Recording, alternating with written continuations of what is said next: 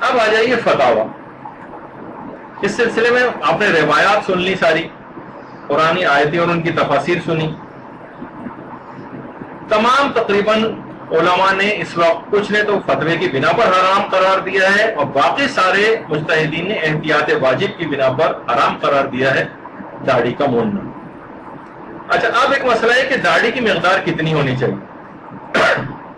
اتنی ہو کہ عرف کہے کہ آپ کے چہرے پر داڑھی. اچھا، اب کیا داڑھی 40 قدم سے نظر آنا ضروری ہے؟ جواب ہے کہ جی نہیں. 40 قدم والی ایسی کوئی شرط اسلام کے اندر نہیں ہے. شاید پرانے بزرگ علماء نے اس میں، تاکہ اتنی تفصیل میں کون جائے، ہر عام آدمی کو سمجھانے کے لیے بات کہہ دی ہوئی جو 40 قدم سے نظر آئے.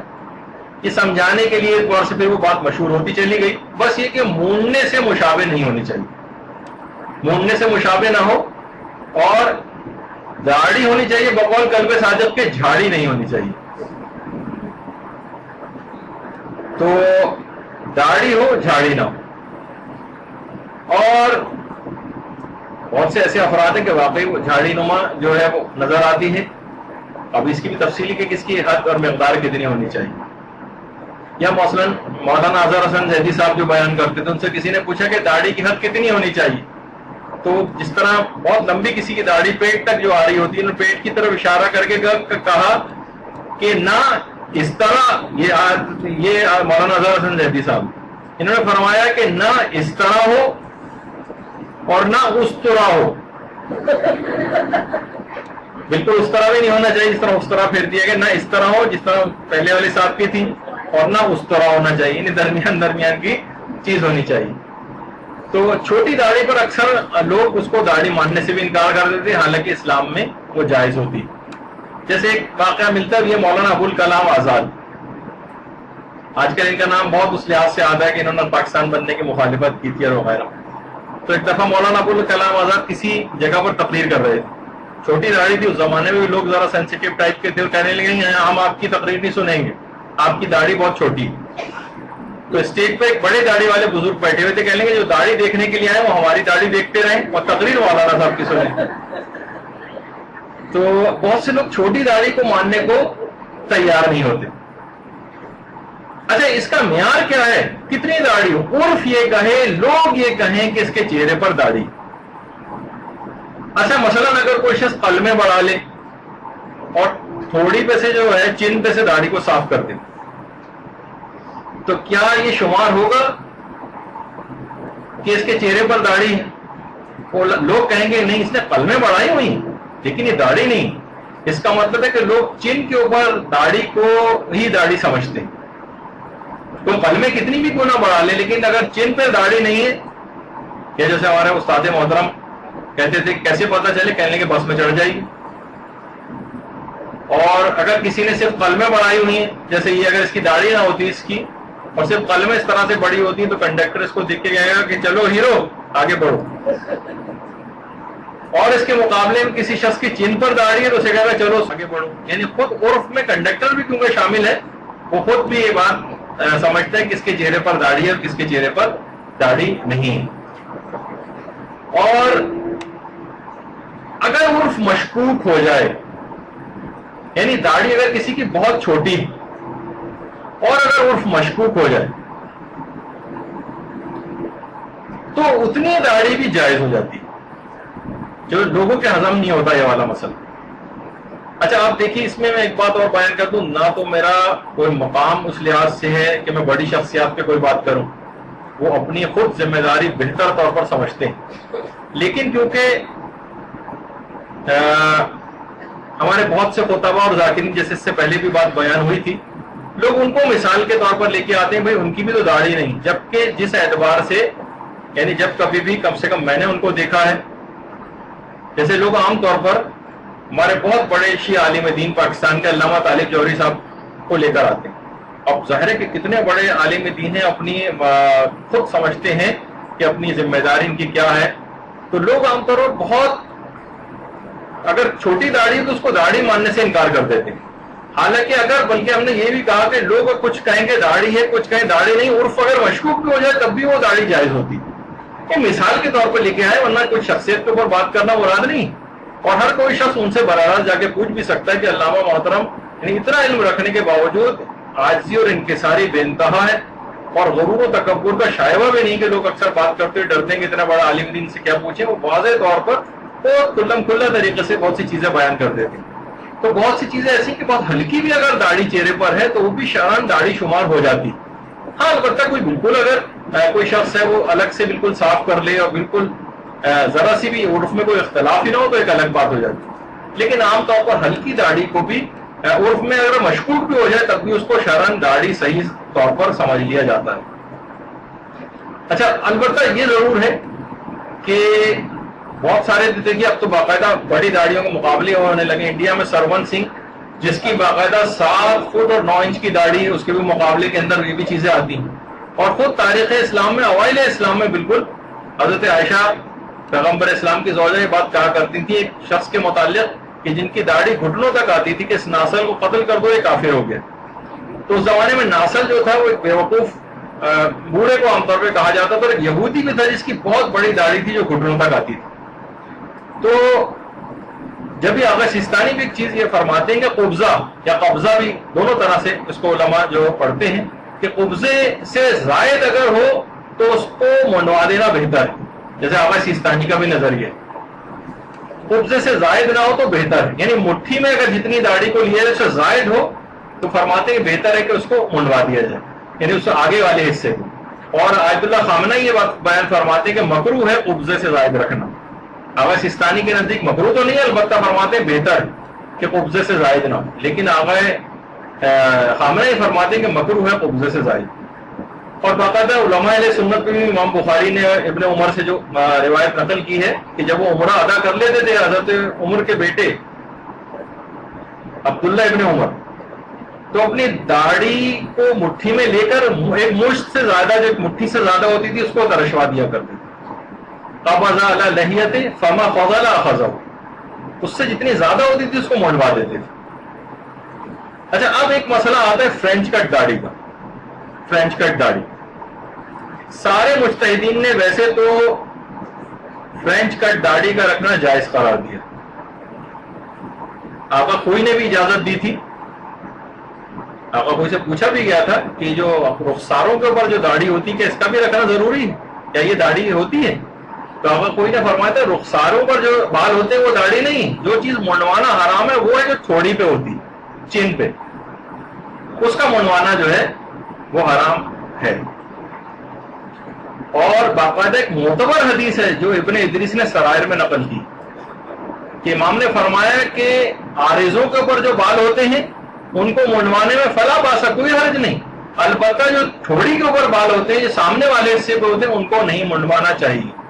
اور وہ علماء بہت سی روایت میں تو ذوق بھی پایا جاتا ہے. فرمایا کہ یہ والی جو روایت ہے یہ بہت ہی معتبر روایات میں سے ہے اور یہی داڑھی کے مونڈنے کے حرام ہونے پر دلیل کے طور پر بھی پیش کی جاتی ہے کہ عارضوں پر سے منڈوانے میں امام نے فرمایا حرج نہیں ہے، البتہ تھوڑی پر سے نہیں منڈوانا چاہیے. تو بہرحال اس سے بھی بات پتہ چلی. تو سارے علماء تو یہ بات بیان فرماتے ہیں کہ فرینچ کٹ داڑھی کا رکھنا جائز ہے سوائے آغا سیستانی کے کہ وہ یہ فرماتے ہیں کہ احتیاط واجب یہ ہے. اوپر والا صرف پڑھیے گا بھی، احتیاط واجب یہ ہے کہ فرینچ کٹ داڑھی کا رکھنا بھی جائز نہیں ہے. لیکن اس کے باوجود بھی اچھا دیکھیے جو فرینچ کٹ داڑھی ہے اس کو فارسی میں ریشے پروفیسوری کہتے ہیں، یعنی پروفیسروں والی جو داڑھی ہوتی ہے جو بالکل فرینچ کٹ جو رکھی جاتی ہے. تو اگر پھر بھی کوئی آقا سیستانی کا مقلد رکھنا چاہے فرینچ کٹ داڑھی تو احتیاط واجب میں العالم فالعالم کی رعایت کرتے ہوئے اگر اس کے نزدیک آیت اللہ وحید خراسانی فل عالم کے طور پر ہیں تو وہ اجازت دیتے ہیں فرینچ کٹ داڑھی رکھنے کی. اس مسئلے میں آیت اللہ وحید خراسانی کی طرف رجوع کر لیں اور فرینچ کٹ داڑھی رکھ لیں کیونکہ احتیاط واجب میں رجوع کی گنجائش. اور باقی علماء تو ویسے ہی اجازت دیتے ہیں. اور اگر کوئی آیت اللہ خامنہی کی تقلید میں ہے تو آیت اللہ خامنہی کے 2 الگ الگ ٹائپ کے فتوے ہیں جس سے ہم بڑے کنفیوز ہو گئے. علماء سے دریافت کرنا پڑے گا. کہیں انہوں نے کہا کہ پوچھا کہ داڑھی فرینچ کٹ رکھی جا سکتی ہے؟ تو انہوں نے کہا کہ داڑھی کا تھوڑا سا کاٹنا بھی اس کو کل کاٹنے کے برابر ہے. اس کا مطلب یہ کہ فرینچ کٹ داڑھی کی اجازت نہیں دے رہے ہیں کہ رخساروں پر صاف کی جائے. کہیں جواب یہ دیا کہ اگر وہ معاشرے عرف کے اندر وہی داڑھی سمجھی جا رہی ہے تو پھر رکھنے کی اجازت ہے. تو کنفیوزنگ قسم کا ہو گیا ہمارے لیے. تو بہرحال اگر کوئی شخص احتیاط کرے اس مسئلے میں، اور جب تک ان کا صحیح طور پر مسئلہ پتہ نہ چلے، جب تک فرینچ کٹ داڑھی ان کے مقلدین نہ رکھیں، یا علماء سے رجوع کر لیں گے اگر صحیح بات ان کو پتہ چل جائے. اور باقاعدہ شیخ بھائی جو ہمارے پرانے بزرگ علماء میں سے رہے ہیں، وہ تو فرماتے تھے کہ داڑھی کا موننا ایسا ہی ہے جیسے تمام گناہ کبیرہ کا انجام دینا، جس کے اندر ایسا ہی ہے جیسے مثلاً قمار یعنی جوا کھیلنا، جادو کرنا، رشوت لینا. اور فرماتے کہ علماء اعلام میں سے کوئی ایک شخص بھی ایسا نہیں گزرا ہے جو کہ اس کی حرمت کا قائل نہ. باقاعدہ کتاب الاعتقادات میں شیخ بھائی نے اس بات کو لکھا. اور یہ بات یاد رکھنی چاہیے کہ دیکھیے بہت سارے اگر گناہ صغیرہ بھی ہیں تو صغیرہ گناہ مل مل کے کبیرہ بن جائیں گے. اب سوچیے کہ کتنا قیامت کے دن پہنچیں گے تو یہی صغیرہ پہاڑوں کے برابر جب بار بار پوری زندگی انسان داڑھی مونتا رہے گا تو کتنا بوجھ ان صغیرہ گناہوں کا مل کے کبیرہ بن جائے گا. تو بہرحال اپنی ناقص عقل جو ہے سلسلے میں نہیں لگائیں اور اس کو حکم شریعت جو ہے وہ سمجھیں. اور اس سلسلے میں کوئی بھی قسم داڑھی نہ رکھنے کے جتنے بھی بہانے ہیں ان سے انسان کوشش کر کے اپنا پیچھا چھوڑائے. لوگ جو کہتے ہیں کہ جناب اب دیکھیے ہمارے کتنے علماء جو ہے اس سلسلے میں کتنی خوبصورت خوبصورت ہمارے علماء کی جو ہے وہ داڑیاں جو ہے وہ رہی اور کتنی خوبصورت ہیں. اگر ان سب افراد کو اگر آپ چشمے تصور سے دیکھیں گے جو اگر بغیر داڑھی کے تو ان کا وہ وقار آپ کو نہیں نظر آئے گا جو داڑھیوں کے ساتھ. ایت اللہ خان نے اب دیکھیں وہ تو واصل جہنم ہو چکا جو برابر میں بغیر داڑھی کے قذافی جو بیٹھا ہوا ہے. اور وہ اسی طرح سے پیغمبر اسلام اس طرح کر رہی ہے تو نفرت سے منہ پھیر لیتے اس طرح پیٹ موڑ کے غالباً بیٹھے ہوئے اس سے. تو بہرحال ہمارے علماء کی داڑیاں وہ اگر آپ اس لحاظ سے دیکھیں. پھر داڑھی موننے کا جو سامان بیچنے کا لوگ اکثر کہتے ہیں بہت سے لوگوں کے اسٹورز بھی ہوتے ہیں کہ بلیڈ بیچنا اور شیونگ جو ریزرز ہیں وہ بیچنا کیسا ہے. تو یہ بیچنے کی تو اجازت ہے کیونکہ دونوں طرح کے کاموں میں یہ چیزیں جو ہے استعمال ہو رہی ہوتی ہیں. تو داڑھی کا جو بیچنا ہے وہ بھی جو ہے اجازت اس کی ہے. اور داڑھی موننے کی اجرت لینا کیسا ہے؟ تو تمام علماء نے کہا کہ داڑھی موننے کی اجرت لینا یہ بھی احتیاط واجب کے طور پر حرام ہے. اور بہت سارے وہ افراد کے جب تک داڑیاں مون چکے ہیں لوگوں کی اس کے لیے اجرت لیے بہت سے نائی حضرات ان کو جو لوگ پتہ ہے ان کو پیسے جا کر واپس کریں. اور اگر حرام پیسوں کے ساتھ یہ حلال پیسوں کے ساتھ یہ حرام پیسے مکس ہو گئے اور نہ ان کا مالک پتہ ہے نہ اس کی مقدار پتہ ہے تو ان پیسوں کا خمس نکالی. اور باقاعدہ آپ کوئی سے تو یہ سوال بھی پوچھا گیا تھا کہ جو بینک کے حوالے سے بھی تھا کہ بہت سارے افراد کے جو کہ بینک کی جاب کرتے ہیں وہ کیا کسی جگہ پیش امامی جو کر سکتے ہیں؟ تو جواب آیا کہ جائز نہیں سوائے اس کے کہ کوئی عذر شرعی ان کے پاس. تو اسی طریقے سے داڑھی کے سلسلے میں کہ جو بغیر داڑھی والا شخص ہے وہ نہ نماز کی امامت بھی نہیں کر سکتا ہے. تو ان تمام چیزوں کا دماغ میں رکھنا چاہیے. اچھا اس موضوع پر دیکھیے بہت ساری کتابیں وغیرہ بھی لکھی گئی ہیں اور اردو میں مولانا ذوالفقار زیدی صاحب کی زینت آدم ہے اگر کسی کو آپ کو بتانی ہے تو وہ. اور ایک مولانا انیس الحسنین صاحب جنہوں نے قائد اعظم کا نکاح بھی پڑھایا تھا ان کی کتاب داڑھی کا وجوب کے نام سے وہ بھی موجود ہے.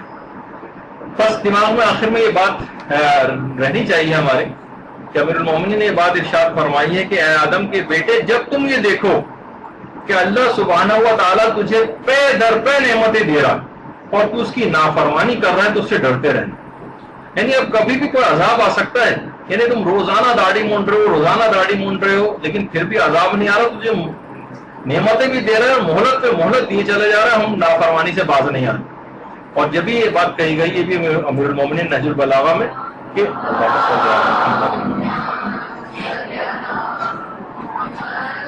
کہ علم جو ہے وہ عمل سے وابستہ ہے. لہذا جو جانتا ہے وہ عمل کرتا ہے اور علم عمل کو پکارتا ہے. اور اگر وہ لبیک کہتا ہے تو بہتر ورنہ وہ بھی اس سے رخصت ہو جاتا ہے. تو کوئی بھی شخص جب بھی آپ نے دیکھا ہے کوئی بغیر داڑھی والا کوئی دینی اعتبار سے کبھی کسی بلند مقام تک نہیں پہنچا کیونکہ وہ رخصت ہو چکا ہوتا ہے. اگر وہ عمل کے ساتھ ساتھ علم ہوگا تو وہ آگے بڑھے گا. اور جب انسان اس دنیا میں آخرت میں جائے بہتر ہے کہ اس کے چہرے کے اوپر اس طرح سے وہ زینت ہو جو پروردگار نے جو تحفے اور گفٹ کے طور پر اس کو عطا کی ہے جب انسان اس دنیا سے جائے تو موصوفات کی شکل میں نہ جائے، بلکہ اس آسان تقویم پر جائے جو بہترین صورت میں اس نے انسان کو پیدا کیا۔